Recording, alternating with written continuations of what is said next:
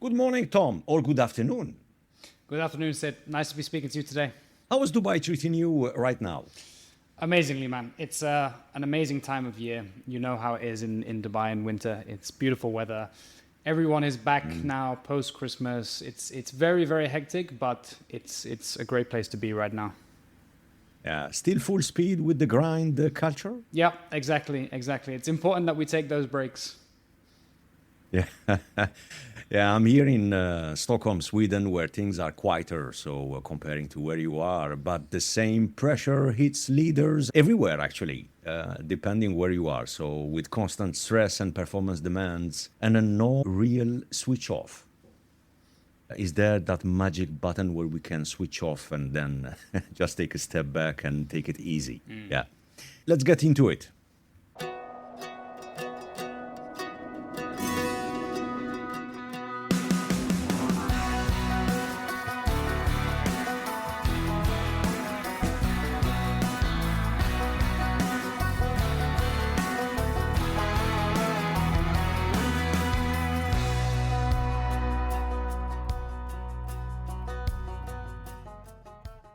The following is a conversation with Tom Waite, a performance coach for executives and founders, and an expert in biometrics, intelligence, and sustainable health systems. This is Pre-Zero Sports Talk podcast, and I'm your host, Sid Bensalah. Today, we delve into how leaders build resilience and performance by training like athletes, believe it or not, using data, strength, and recovery to uncover genuine stories and insight that truly matter. To support our show, please check the episode description. Tom, welcome to the show. Thank you so much for having me, Sid. It's great to be here with you. Before we dive into the science and systems, I'd love to hear the personal side. What was the moment, Tom, you realized you had to translate athletic preparation into a framework for executive founders and leaders? Sure. So a little bit about me and my background. I used to compete in boxing for 7-8 years. That was my sport. It was the sport I loved, but unfortunately it became a bit of a tough part of my life because I, unfortunately, like many athletes, sustained injuries that took me out of that sport. And that was quite a difficult situation to be in. I created an identity around being an athlete, being a boxer. It was something that was completely my own as an individual sport. And I really struggled to deal with that when I had essentially an aspect of loss to who I was. And I think that's very, very important when it comes to the state of health, especially people who are in executive positions, founders, business leaders, people who are generally seen as the guys who get stuff done, or guys or girls or ladies who get stuff done, right?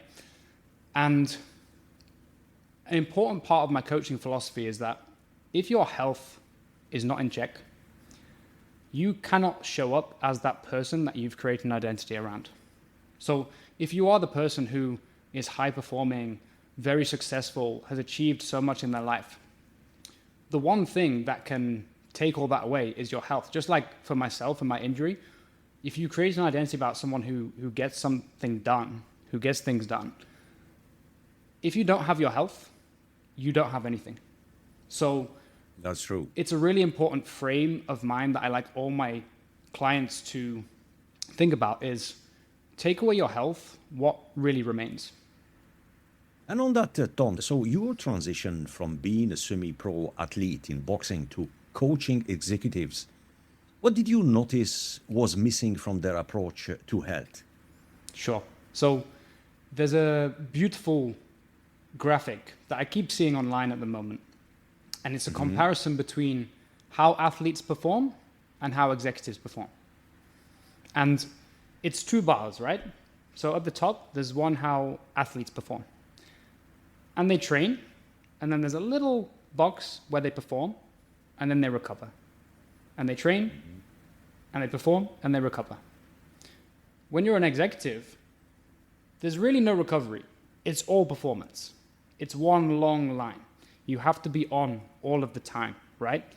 And realistically, that methodology doesn't work. Where does it lead? Realistically, it leads to burnout, right? So what I would love everyone to take away from this conversation today is where do you have opportunity to build in your recovery? Right. Look, one thing stand out from what you just said now, you have to be on. I remember especially where you are in Dubai, I mean, people have to perform. People, they have to keep pushing the bar, keep pushing the limit like a pro athlete. And quite often when we say push the bar is mainly scaling, doing better, more revenue, etc., etc. But at what cost? And here is the irony, Tom, and it's everywhere. It's everywhere. The irony is there is this misconception that, let's say if you are a CEO or a president of a company or a group or whatever, irony is, or the misconception is that you need to be available 24/7.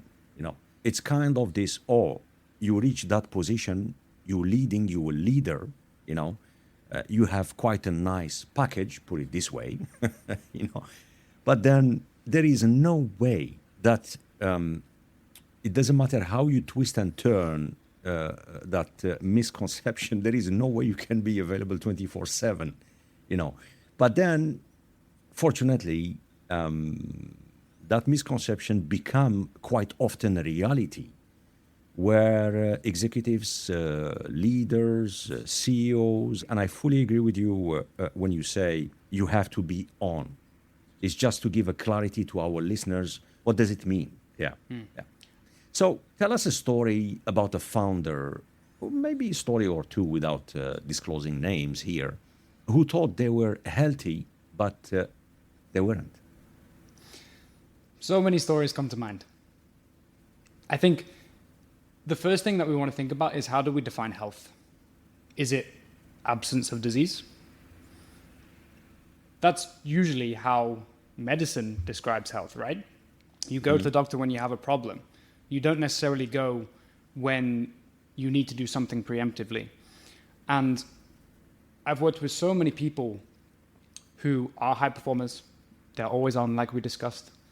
And they have some subtle signs that they're maybe not performing optimally, and they're very, very subtle sometimes. And the big standouts for me when I first meet people and they're interested in changing their lifestyle, changing their health, these small, subtle signs often manifest in sleep not being quite as good as it could be, or waking up after 8 hours of sleep and not feeling fully rested. That's a very common one. Being overly reactive. Certain things in the day that shouldn't really create too much stress, small, minor things. The reaction is probably quite over the top relative to the input, right? So noticing these small patterns, when you have this pressure to perform, and you will know as well as I do, when you're in big companies, you're in leadership roles, legal, finance, consulting, the structures in place quite often are up or out, right? So if you don't perform, you don't get promoted. And if you don't get promoted, you don't have a place in the company. So it's very easy to ignore these signals when the pressure is so high. Now, you asked me specifically about a story, right?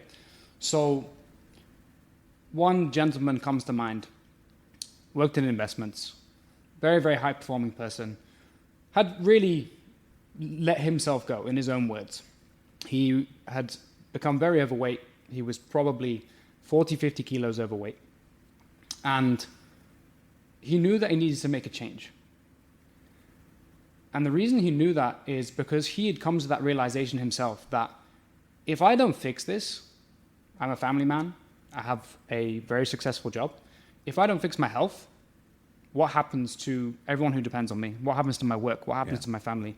And these are very, very real considerations that you have to make, especially when you're a family person. It's not just you have to think about. You have to think about your dependents, whether it's a parent or a child, partner. So he'd come to this realization himself. And throughout the process together, he lost 40, 45 kilos, something like that, over 15 months. Incredible transformation. But what really stood out for me is the identity that he'd created for himself. He no longer saw himself as the person who was out of shape, out of breath, going upstairs, working hard, not recovering, he never saw himself as a fitness person. And the real standout for me was when he said, you know what, I never thought of myself as a fitness person. I never thought I would be that guy. But now I am that person. I am a person who loves coming to the gym. I'm a person who loves training. And that transformation, yes, the body transformation is incredible. The results are incredible. He's meaningfully changed his health and his life.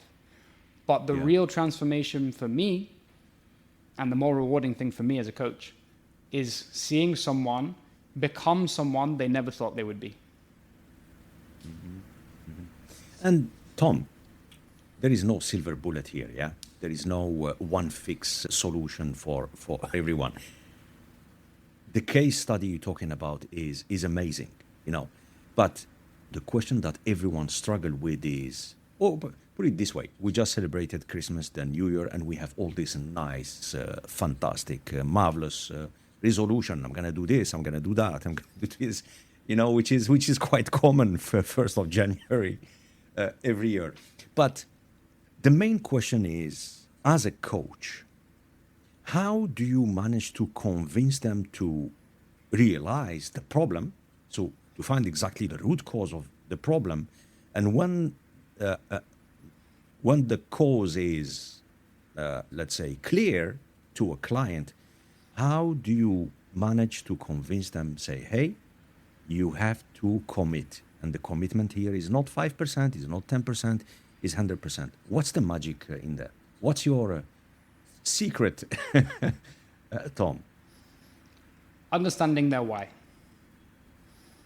And what I mean by that is, usually when I speak to someone and they are interested in pursuing a program, they realize they need to make a change. Most of the time, you ask them, why do you want to do this? And they say, well, I want to lose weight. And I say, okay, why do you want to lose weight? And they might say, I just want to feel a bit better about myself. And I say, okay, why do you want to feel better about myself? And you keep going deeper and deeper. Usually the first answer you get is very surface level. Now, they might get to a very situation-specific scenario wherein they're playing with their kids on the weekend. They're too tired to meaningfully connect with them. They can't keep up with them. And that makes them feel like they're being a bad parent. So you see how going from, I just want to lose a bit of weight, to I just want to feel better about myself, to I know I'm not showing up how I could do for my family, and that is having a detrimental effect on my connection with them. It's much more powerful than just, I want to lose 10 pounds. So not just accepting the first answer that you get, and really understanding what it is that is the real driver here. And you don't always get that, because it can be quite uncomfortable sometimes for someone to admit something that they're ashamed of or embarrassed about. So sometimes you'll get to that straight away. They can be very open. And sometimes it takes a little bit of time. Yeah. But the more you connect... So basically... Yeah. So basically what you're describing is the process you and your client that go through in terms of what's the best way to shift their mindset and to accept that, okay, this is the situation, this is what we can achieve, but the only way for us to work together and see some result is you have to change completely the mindset. And like you said, and I like what you said, it's the why. And to add to that, meaning that as a coach, if you can and succeed to let the client understand, agree, and be clear in terms of their why, then they will find the way. Yeah. And that process of shifting the mindset, is it a straightforward process? Is it a complicated one? Is it easy? Or is it a one-to-one? Depend on each person, each client?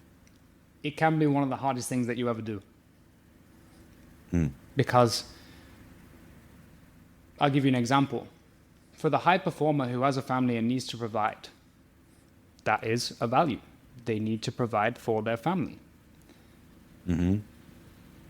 And all of a sudden, you might ask them to take more time out of their day that they don't really have in order to work on their health so that they can continue to provide. So Yeah. in a way, those things are competing for already a demanding schedule. They're competing for time that maybe doesn't exist right now. So it's how do you frame that, and how do you allow them to see the benefit of one value versus the other one. Yeah, yeah.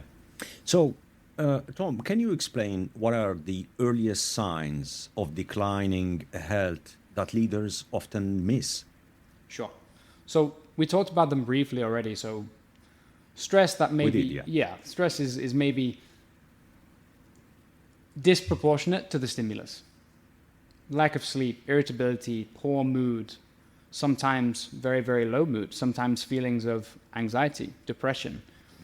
These are all things that shouldn't be ignored. Your body will usually give you warning signs.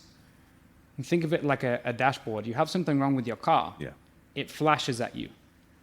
And sometimes you see it and it's something that, okay, that can wait.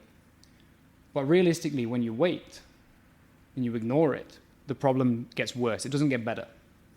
So paying attention to these signals, and then also being very diligent about things like annual checkups. Blood work, for example, can show you some very, very interesting patterns well before you necessarily feel them. If someone's very, very inflamed on their annual checkup, inflammation generally, short-term inflammation, when we're talking about training, is a good thing. Chronic inflammation is not a good thing.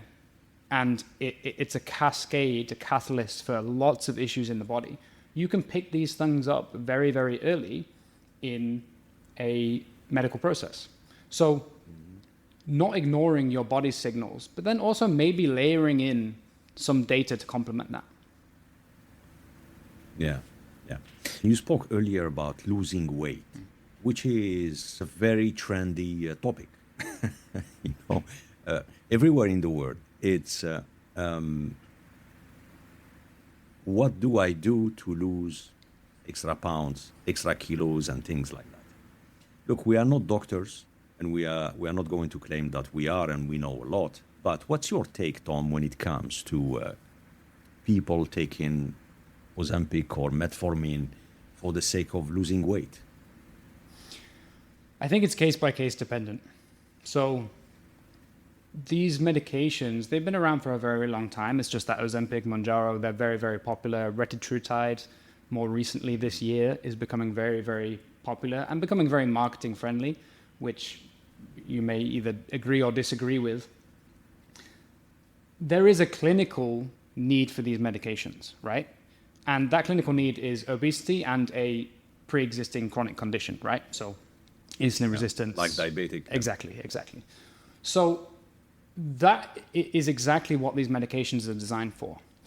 Now, the difficult scenario that I see is that we are, or some people are, using these to essentially kill their food noise. People who don't necessarily need to desperately lose a lot of weight because they're in a life-threatening situation. It's not these people who are using it. Or there are people who are using it who are not in that position, right? Mm-hmm. Now, one of the biggest issues I see with this is there's probably a couple of different scenarios. One of them is people who are not working on their health in any meaningful way. They're not training, they're not doing cardio, they're not eating well, and naturally they've gained a little bit of weight. So they take these medications and it kills the food noise. All these medications do is really it enhances feelings of fullness and reduces the signal, the drive for your brain to want to eat. Now, what's the problem with that? Let's say you take this medication and then you lose 5, 10, 15 kilos, whatever it is you want to lose. You are then faced with the decision of, do I stay on the medication for life? Or do I come off? And all of that food noise is going to come back with a vengeance, right? The right. Signal, because you've lost all this weight, the signal is so high. And not in all people.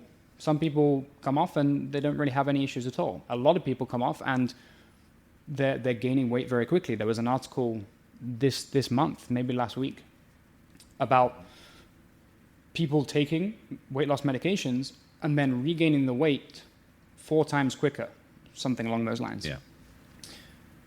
Now, that is a real issue because we're taking medications when we maybe don't necessarily need them, and then possibly just reversing all of the progress that was made in that regard. The other case is maybe people take them and they continue to do strength training. They eat well. Their nutrition is on point. They're active. For these people, the use case is probably a lot stronger because you are building the foundation of habits with essentially something in place that just makes the process a little bit easier for you to stick to. And provided that you build those habits and then come off the medication, potentially you're going to be able to maintain that because you've adjusted your lifestyle and not just relied on removing the signal. Yeah, my take is when it comes to this topic, if you don't have a chronic disease and if the doctors, they didn't prescribe any medications to basically help your situation, this quick fix thing, it doesn't work at all. And I fully agree with you. And I think the article that you just highlighted earlier, they are right. It will fix the problem for a period of time, and the minute you are off, no one has a clue actually about the negative effect, put it this way. But a healthy diet, and when we say healthy diet, not to starve or to, healthy diet meaning stay out of processed food, ultra-processed food, soft drinks, all this sugary stuff, cut carbs and things like that, and just eat healthy. It's hard at the beginning, but then you will see results, and then train and commit. So, and you establish kind of a rhythm, a ritual actually. You do it first week, maybe the first 2 weeks is gonna be difficult, tough, and the minute you get into it, that's it. Like I said earlier, there is no silver bullet, it's just a commitment. And I know through so many people, friends, and colleagues, it's number one is to be honest about the situation the person is, he or she. That's number one. Number two, to identify the root cause. Could be the position, the work, could be there is various issues. Number three is how on earth or what's the best way to change or to shift the mindset, which you spoke about earlier. And then the rest is just commitment. You need to show off every day. You need not to pull the plug or give up because, yes, the days are different, the weeks are different, months are different, Yeah, that's the main thing. And you commit to it. I believe 90%, unless you have underlying condition or things like that, but 90% the result is straightforward. Yeah. So you talked, Tom, about building systems, not chasing motivation. What's the first system every leader should build? So I would separate this into 2 answers. The first system that should be built is a feedback system. Now, what do I mean by a feedback system? If you're a business leader, you will have KPIs, you will have data, you will have things that you're looking at day to day, week to week, month to month, to understand whether you are on track with your targets, right? Now, you need to employ the exact same approach with your health. What does that look like? Well, it depends on the person and on what their goal is, but let's take weight loss as the example. How do you know if you're losing weight if you're not measuring your weight, right? So that's the first thing that I would look at. You need to be getting weight measurements regularly. If you're looking to increase your activity, you probably need to be looking at your step count or need to be looking at how many times you've been to the gym. If you're looking to get stronger, you need to be tracking your lifts and seeing if you're actually adding weight or reps and progressing over time. A lot of people, when they enter into a health journey, they apply the principle of, I need to eat better, I need to train, which is great, but without metrics, you have no reliable indication that what you're doing is actually working. And this is why a lot of people fall off their program or the process that they commit to, because they haven't created a feedback system where they know if they're progressing or not. And sometimes you will be making progress, even if you're tracking everything. You'll be making progress some weeks it will plateau a little bit.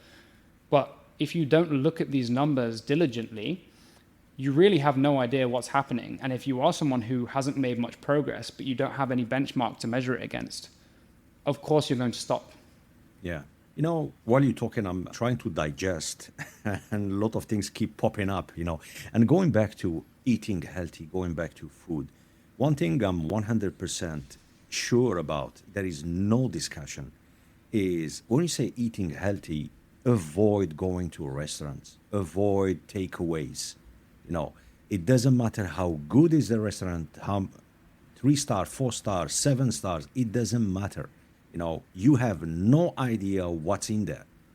The best way is just make that effort, prepare your meal at home. Go to the grocery store, change the habit. When you take a decision to say, okay, I need to change my diet, but then some of the habits are still there because you're busy, because you don't have time to cook. You don't want to even, you open the fridge or, or you go to the kitchen just to make a coffee, a tea, take some snack and make a sandwich, like the easy stuff. But the whole process of preparing a meal, yes, it looks like it's a mountain to climb, but actually it's not. It makes a hell of a difference, relying because of habit, relying on takeaways and things like that. It doesn't help. It absolutely doesn't help. So, yeah, I wanted just to elaborate on that specific topic, which is eating healthy. What do you mean by eating healthy? And yes, folks, they can say eating healthy, it's costly, it's expensive. Depend where we are. It's not a reason where you say, okay, I cannot afford, for example, or I cannot find good stuff in the market or in the grocery store, from fresh vegetables to fruits. Yeah.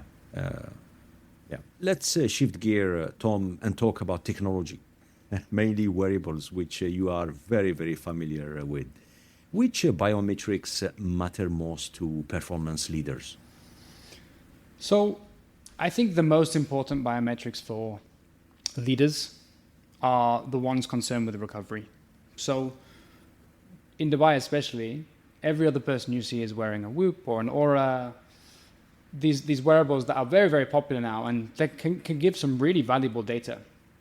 All of these wearables will give you something called an HRV score, which is heart rate variability. And it's essentially a measure of how recovered or what kind of state your body is in. Is it in a stressed out state or is it in a relaxed state?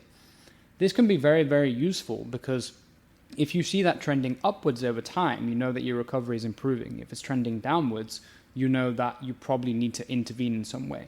Same for resting heart rate. Both of these metrics together give a very, very reliable insight into how your body is doing physiologically. Now, does that mean that every single person needs to wear one for life? I don't think so. I have spent periods of my life where I have relied on wearables, but realistically, I think outsourcing the way that you feel or the way that your body feels to a number is probably not something that you want to do forever.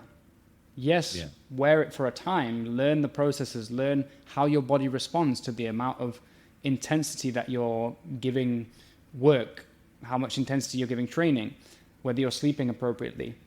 Yes, spend some time understanding that, but to me and for myself, I would also like to be able to rely on how I feel, right? If I get up in the morning and the first thing I do is check what my sleep score is for the evening, I'm already starting the day in a stressed out state. Because if I expect it to be good and it tells me it's bad, that's just set the tone for the rest of my day. I'm going to psychologically feel that. If it's told me that I'm under-recovered, I'm going to psychologically feel that I'm under-recovered. Where if I've gotten up and I feel good and I haven't looked at the number, I'm going to go through the day feeling good about myself. Yeah, that makes sense. That makes sense because if you get attached to a piece of technology like wearables could be, and there is so many, and it's so trendy nowadays, it can add another stress on you.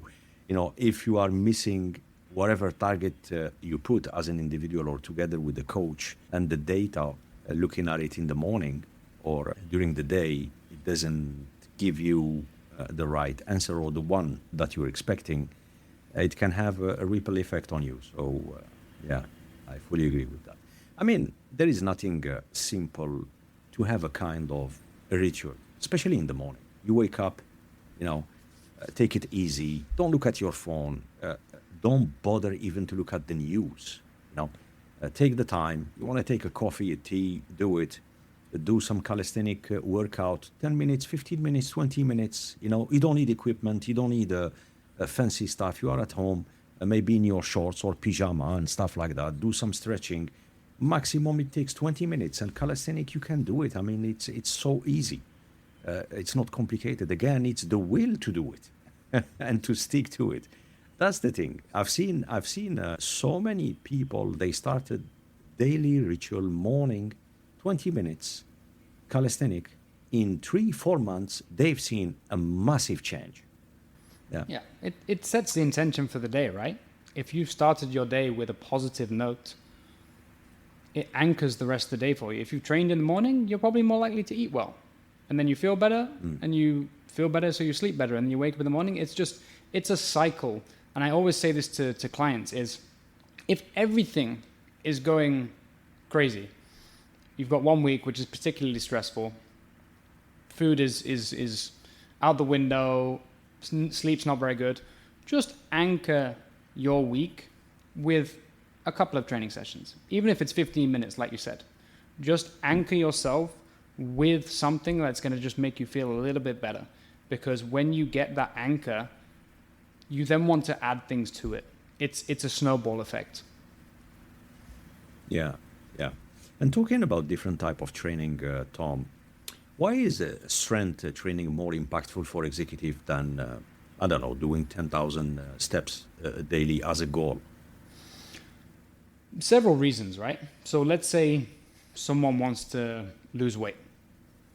You can lose weight just by dieting. It's actually the most efficient way to lose weight. But if you lose weight without strength training, you're probably going to lose a lot of muscle as well. Muscle is your longevity metric, right? So in my mind, every single person in the world needs to learn how to strength train, because they're going to have to do it for the rest of their life. And it doesn't mean that you need to be doing deadlifts at 80 years old, but it does mean that you need to have the capacity to get up out of a chair and go for a walk and do all of these things and maintain our function. So strength in the short term, yes, it might help your body look better.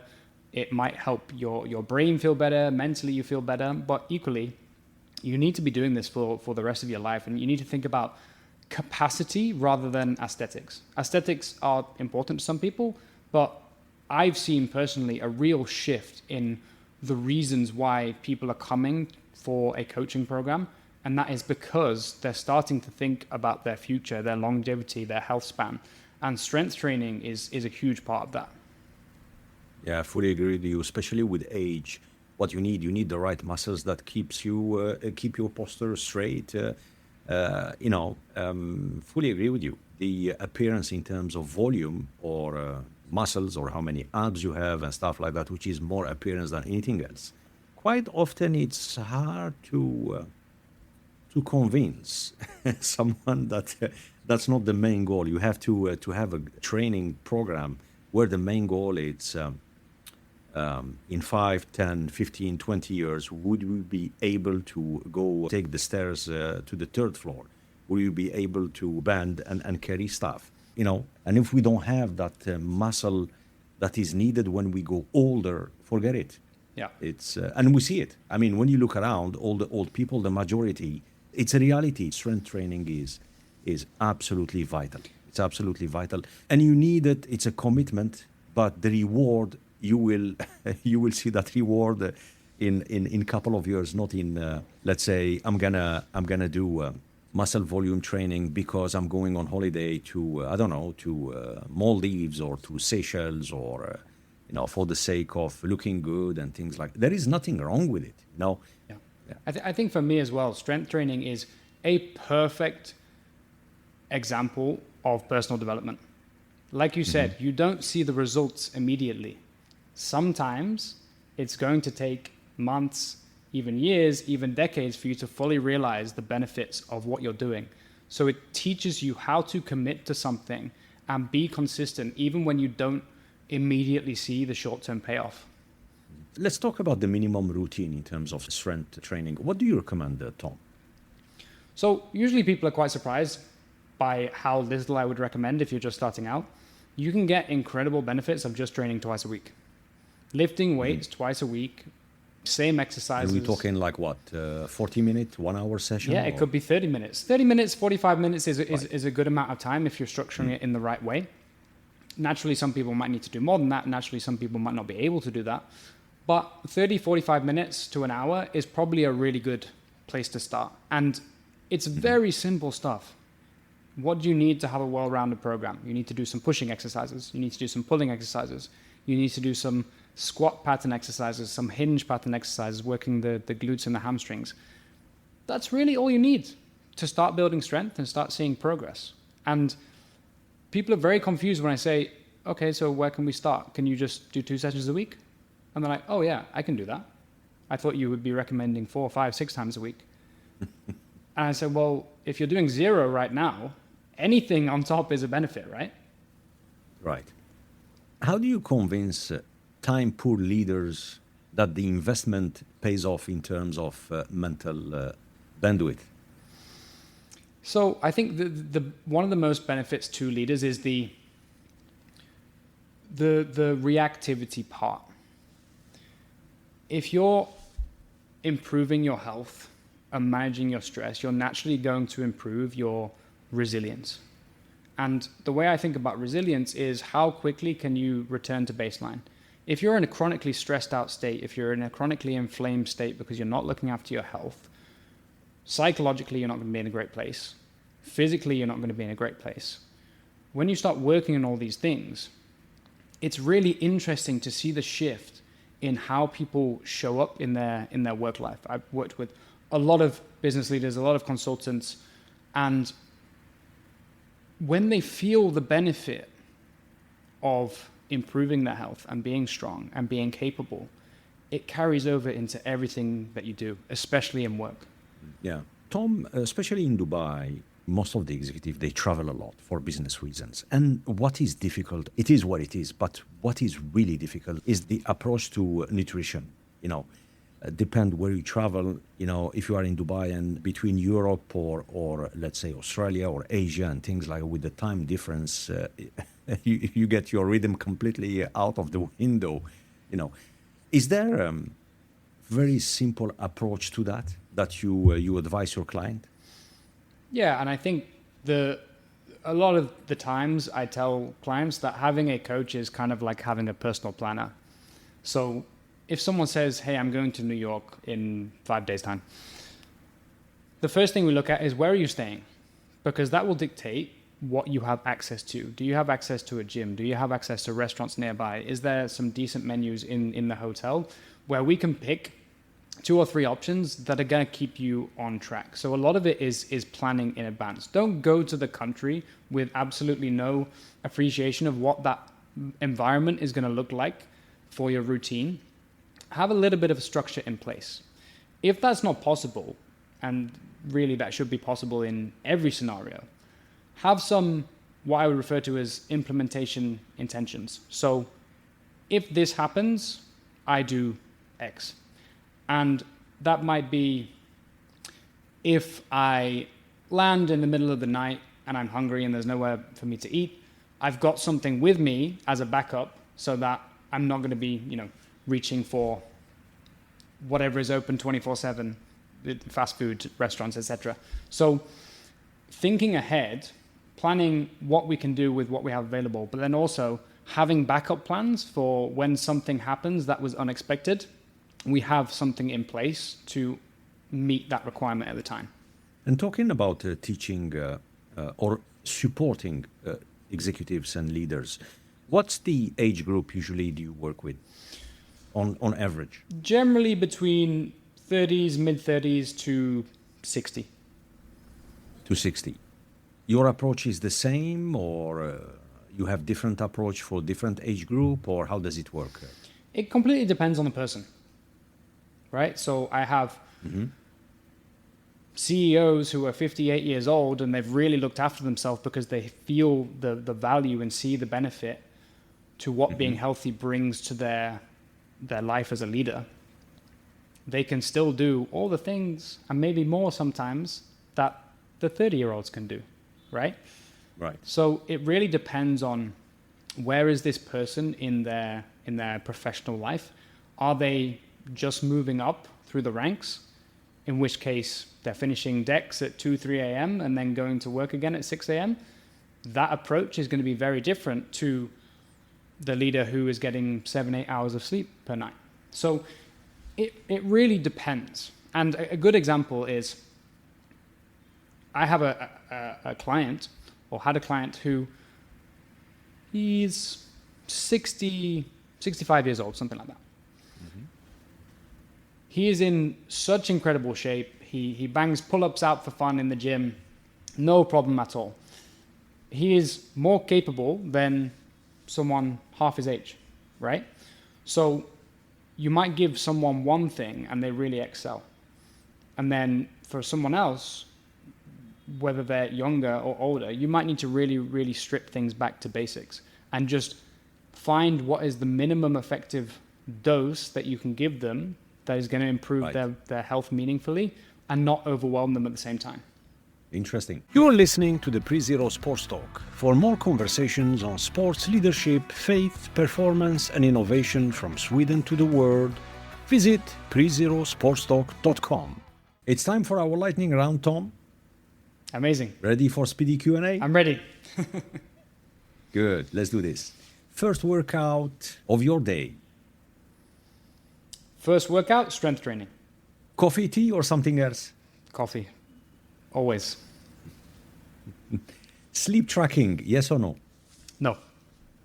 For me, no. Favorite biomarkers to watch?